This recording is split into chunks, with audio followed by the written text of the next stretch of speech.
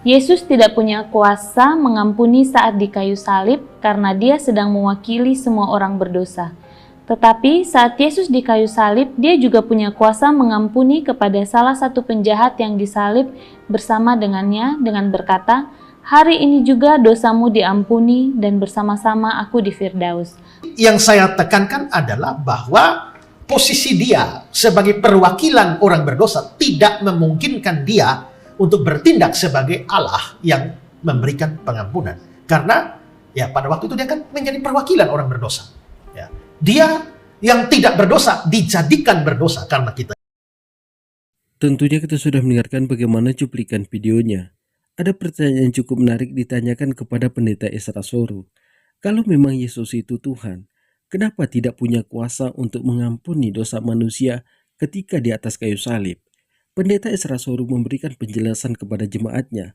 Ketika Yesus disalibkan, dia ini mewakili orang berdosa.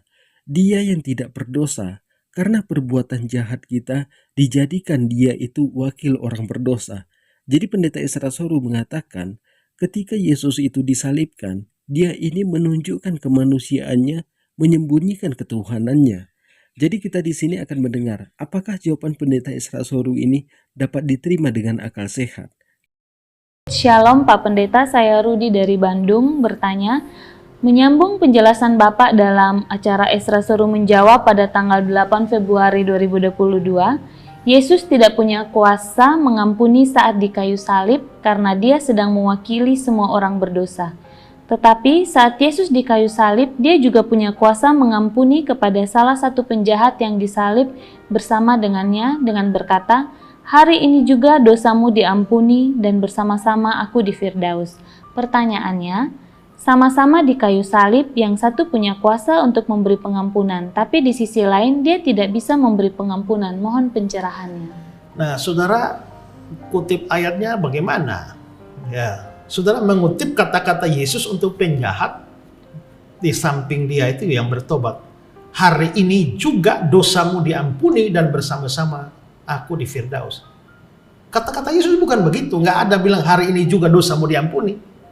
Aku berkata kepadamu, sesungguhnya hari ini juga engkau bersama dengan aku di Firdaus. Nggak ada kata-kata bilang mengampuni dosa di situ. Kalaupun ada, kita hanya bisa melihat itu secara implisit, tapi tidak secara eksplisit dikatakan demikian. Ya.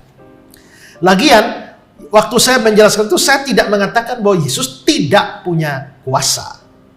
Tapi yang saya tekankan adalah bahwa posisi dia sebagai perwakilan orang berdosa tidak memungkinkan dia untuk bertindak sebagai Allah yang memberikan pengampunan.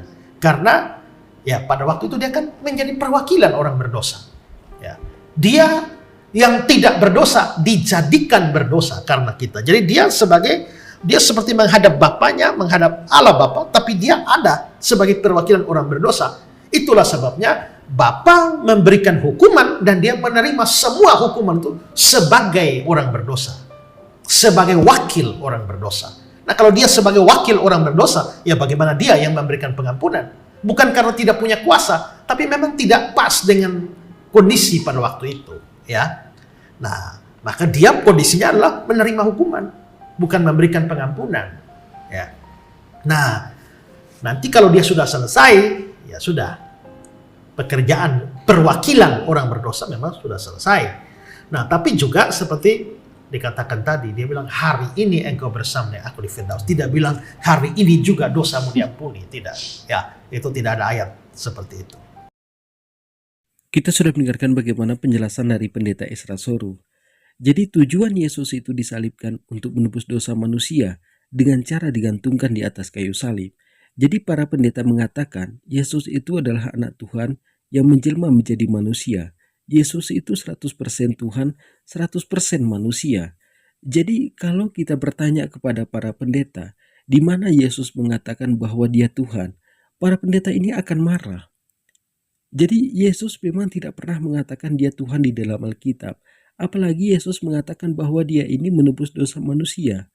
Tidak pernah ada, ini hanya karangan dari para pendeta. Jadi Paulus sendiri itu tidak pernah mengajarkan Tritunggal seperti yang dipakai oleh pendeta Ezra Soru. Paulus sendiri tidak kenal apa itu Tritunggal.